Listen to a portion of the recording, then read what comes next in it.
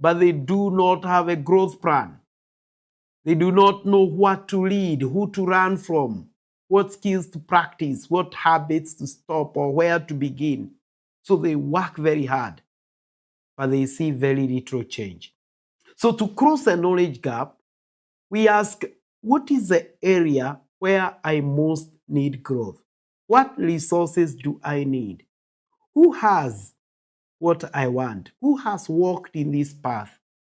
What training do I need? What mentorship should I be exposed to? So growth requires humility, because the moment you admit you do not know, you become ready to run. So the question that I'm asking you is, where do you need instruction? Not just effort. Gap number 3. Even when we know what to do, timing can become an excuse. This is what we call the timing gap. It says it is not the right time. The farmer is looking at the sky, the land, and the conditions. That is a common human habit. We wait for perfect weather before we sow.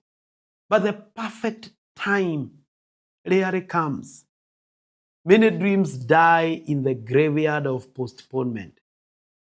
People say, when I have more money, when I feel ready, when the economy is better, when my schedule is lighter, when people support me, when I will have more confidence. But the longer you delay what you should do, the greater the chance that you may never do it.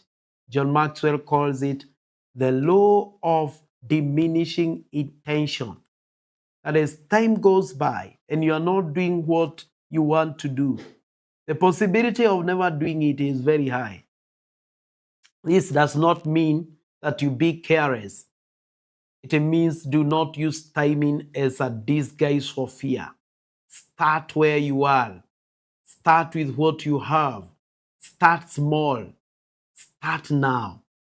The best time to begin growth is before the crisis demands it. The question I want you to ask is, what have you been postponing under the label of timing? Gap number 4 before we go for a break. Sometimes we do not act because we are afraid to fail. Sometimes we do not act because we are afraid to fail. We call it the mistake gap. This mistake gap says, I fear making mistakes. The child here that you see is learning to walk. No healthy parent says, this child failed, therefore this child is a failure. Failure is part of learning.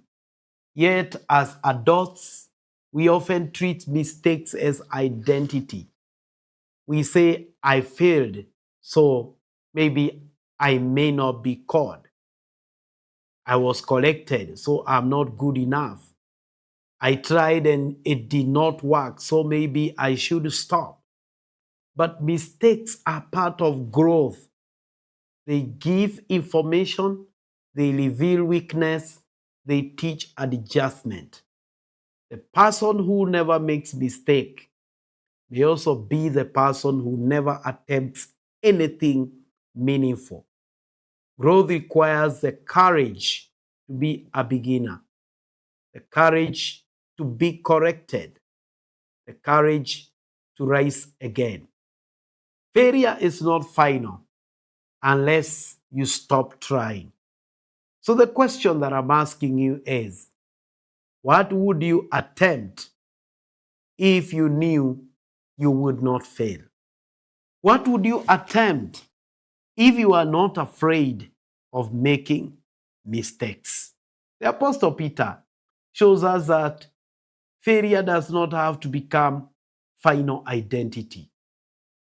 This image points us to Peter. He sank when he took his eyes off Jesus. He denied Jesus in a moment of fear, but he also lost.